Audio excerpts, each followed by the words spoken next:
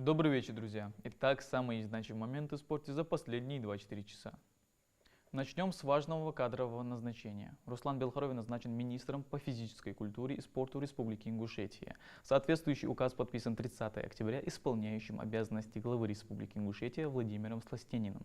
Руслан Белхарович родился 22 марта 1987 года в городе Сунжа. Он является заслуженным мастером спорта России, заслуженным работником физической культуры Ингушетии, имеет титулы победителя чемпионата мира среди молодежи, чемпиона и призера Кубка мира, двукратного чемпиона Гран-при Ивана Подубного, бронзового призера чемпионата Европы.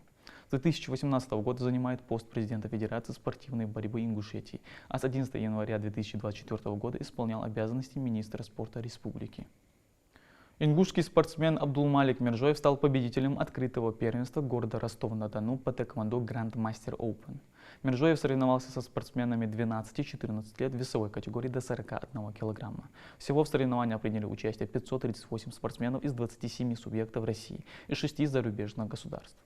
Самаил Евлоев – серебряный призер всероссийского турнира по вольной борьбе среди юниоров до 21 года памяти мастера спорта России Ахмеда Желетежева в нальчике весовой категории до 61 килограмма. На коврах спортивного комплекса «Гладиатор» за награды мемориала Желетежева в 10 весовых категориях боролись около 180 юниоров до 21 года из 17 регионов России.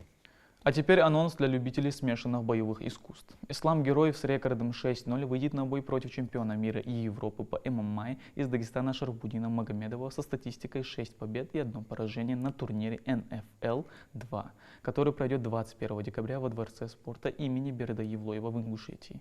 Также на этом турнире выступит бронзовый призер Олимпиады по греко-римской борьбе 2024 в весовой категории до 97 килограммов кубинец Габриэль Арсильо в борцовской схватке. Ему уже выбирают соперника. Следите за новостями.